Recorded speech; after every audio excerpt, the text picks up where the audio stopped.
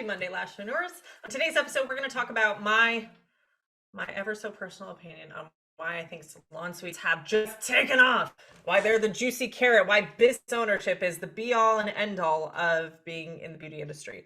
And I haven't heard anybody else talking about this, but every time I've mentioned it and talked to people about it, they're like, Matt tracks. So that's what we're going to cover today. I wanted to give you a heads up that my Build a Team Live Your Dream Masterclass kicks off on January 29th. We have 3 different class dates coming up at the end of January, beginning of February, for you to find a time that works for you. So keep that on your radar. Registration opens up later this week. So if you're listening to this from January 17th onward, you can go ahead and register at lashpreneur.com/buildateam. We'll leave a link in the show notes for you.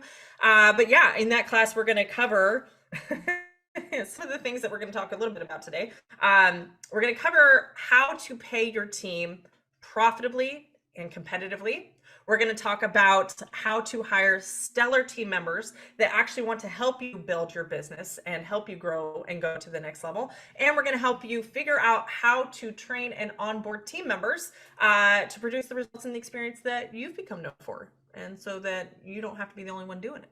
So widely popular class. I've run this class, I would say probably over a dozen times in the last year. And every time somebody walks away with like ahas and light bulbs. So if you want to learn how to hire your first or next profit producing team member, highly suggest showing up to this class. Even if you have a team, you're probably going to find some areas that you can improve upon in your hiring and onboarding process. And even talk about, pay and whether you're overpaying your team or what happens,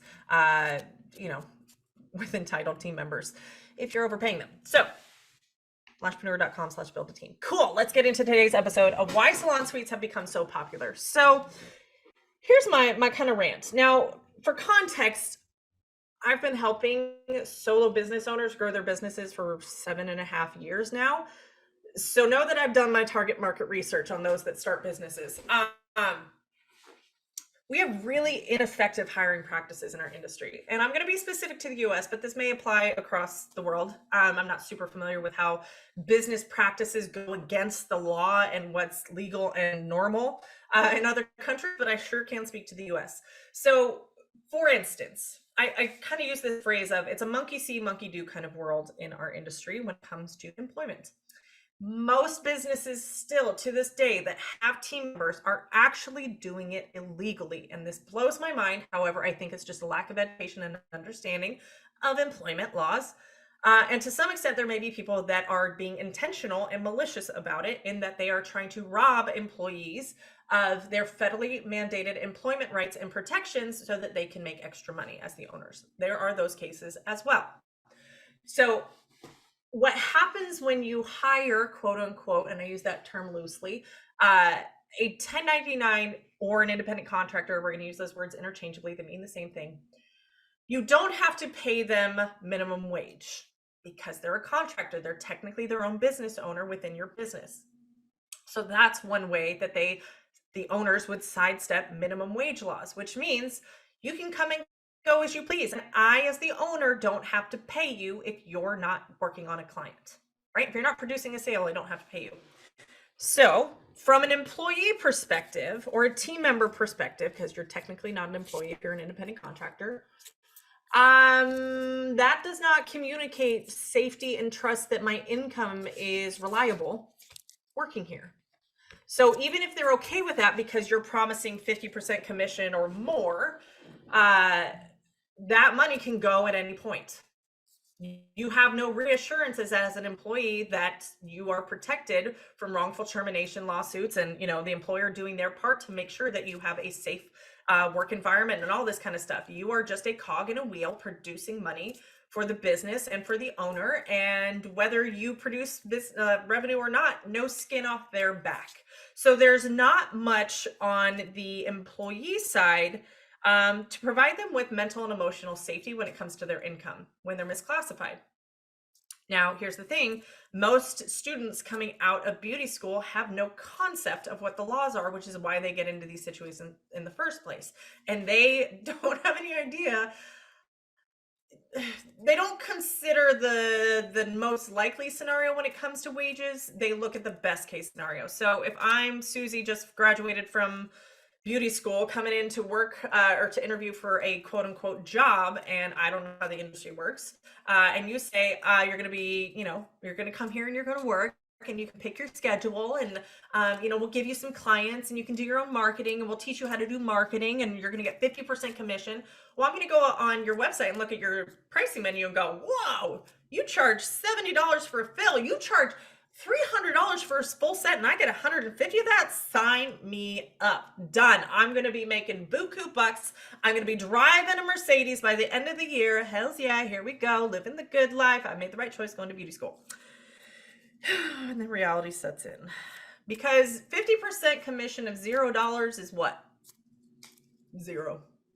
Yeah, they don't do that math. They just assume and believe that, oh, this business owner is totally going to support me and she's going to build me a clientele. Except they don't really consider the fact that that business owner is probably still in the treatment room constantly taking their own clients because they probably can't afford the business they have.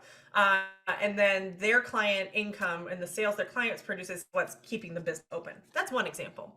Alternatively, that owner is making good cash because they're making it off of the taxes that they're not paying and the employment laws they're not following. And so they're banking it, and they're a little less apt to spend money on a team member that they're not super committed to anyways because they're not legally classifying them. So yes, there are situations in which independent contractors can make great money, but here's the thing. There's also taxes involved that those naive little beauty school students don't quite understand self-employment taxes. So while yes, 50% of sales goes into your pocket as income, cool. When Uncle Sam wants their part of it, guess what? Since you're a 1099 or an independent contractor, you owe 15% of your income as self-employment taxes. So all of a sudden that 50% that you think that you're getting now cuts down to 35% because 15% of that is going to go towards taxes. Now, how many independent contractors do you think set aside money for taxes? Well, they're being told that they're a team member and an employee. They're probably not even aware of what tax law is, and they're probably used to, if they've ever had a job before, being a W-2 where taxes are taken out of their paycheck. Oh, and then tax time comes and they owe a big old tax bill that they haven't been preparing for. So all of this to say is that independent contractors, while yes, illegal, right? Don't recommend it. Don't want you getting sued. We've got tons of episodes on why independent contractors, not a good idea if you want to build a sustainable business, not a good idea for employees, salon owners. But this is part of the reason why salon suites tend to be the juicy carrot. Because look, if I'm going to work under your salon and I'm not going to be given my federally mandated employment rights and I'm going to be treated as if I'm my own business owner, then why would I share my 50% of sales with you? If I'm producing the sales, if I'm producing 100% of sales, the belief is from the uneducated, which most, independent contractors and employees coming into their workplace is that why would I split that with you when I could go do it on my own? If I have to market to get my own clients, why wouldn't I do that and just keep 100% of the sales? They don't quite understand what you and I now know as business owners, that there's operating expenses and taxes and licenses and booking software and internet and rent and all this kind of stuff that has to come from somewhere. They believe that they should be making 100% of sales, and that if they make, if they charge $65 an hour for a service, they should be making all $65, right? Because there is no other benefit to them staying other than the money. So if you have hired or brought on people by way of how much you can, like the most amount that they can make, and that's why they're working for you, you will get to a point in your time with them where you can no longer pay them more. And so their belief is that I will make more going out on my own. And no matter how much I try to get this podcast in the hands of those that want to do it, the reality is that they're not going to make more on their own. In fact, they're going to make a significant amount less unless they take your clients that you've built for them.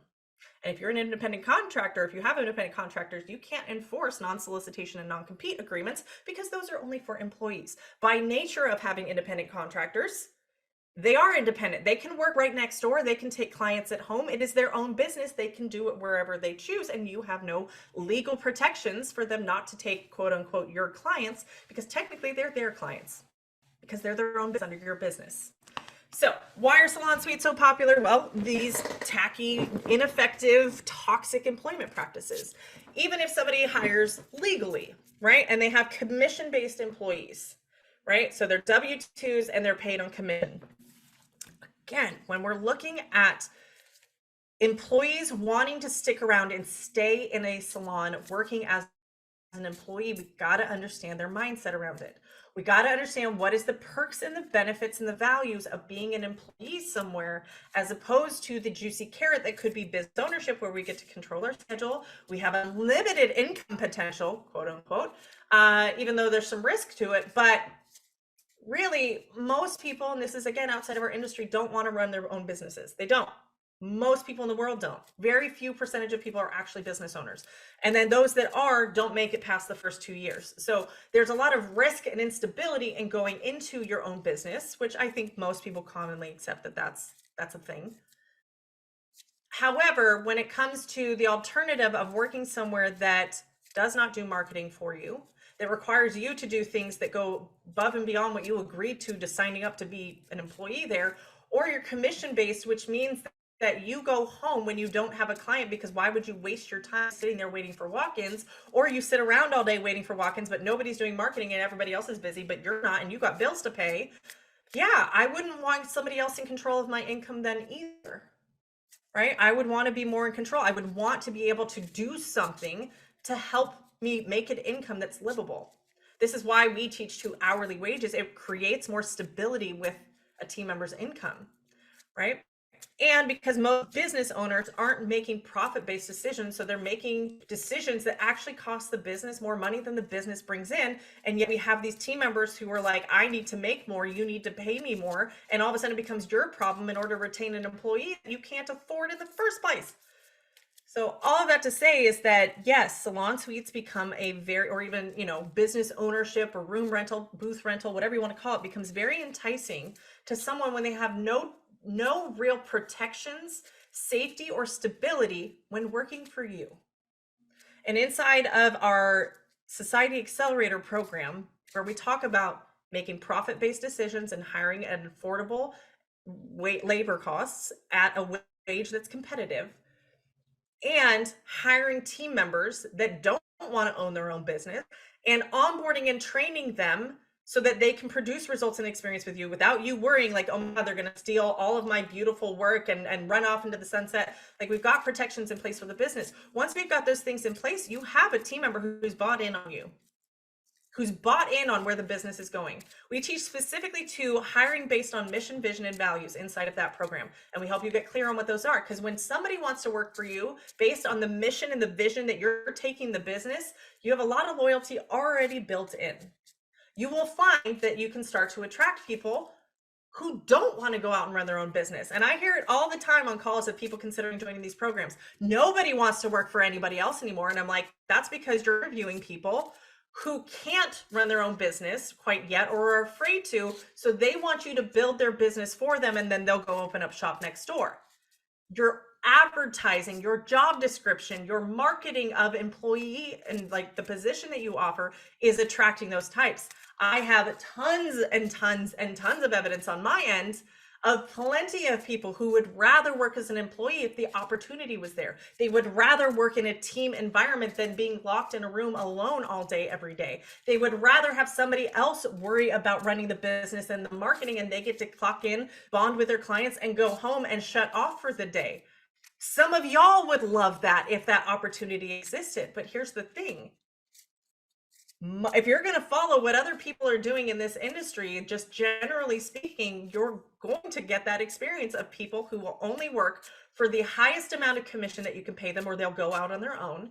So you will be stiff-armed into paying them more and more and more at the cost of the business, at the cost of your time. You will be locked in the treatment room, forever trading your time for money just to keep the doors open and trying to people please these team members who do not have any skin in the game and who don't really care whether you grow the business or not, because they're in it for themselves. Sounds like a pretty fun environment to work in every day, doesn't it? But no, my friend, there's alternatives. And that's what I'm teaching on inside of my Build a Team Live Your Dream Masterclass that's happening again starting January 29th. We'll have 3 class times available that week. because we're going to talk about that. We're going to talk about specifically how do you find it, like employees, legally classified people who want to be employees, that want to work in a team, that want to work for an hourly rate, and that want to help and grow with a business. How do you find those people? Once you find them, how do you keep them? How do you pay them? How do you do it in a way that's legal and protects the business and entices them to stick around and be loyal to the business so that you can get a return on your investment of both pay and time spent training them to do the job and produce the results and the experience? How do you do all that? Well, I got you, sis. I've got you covered. How do you compete against the 50% commission-based salons that are tempting your potential hires? I got you, sis. In that class, we'll be covering all of that information. So if you'd like to join me on that class, you can start registering as of January 17th at thelashpreneur.com/build-a-team.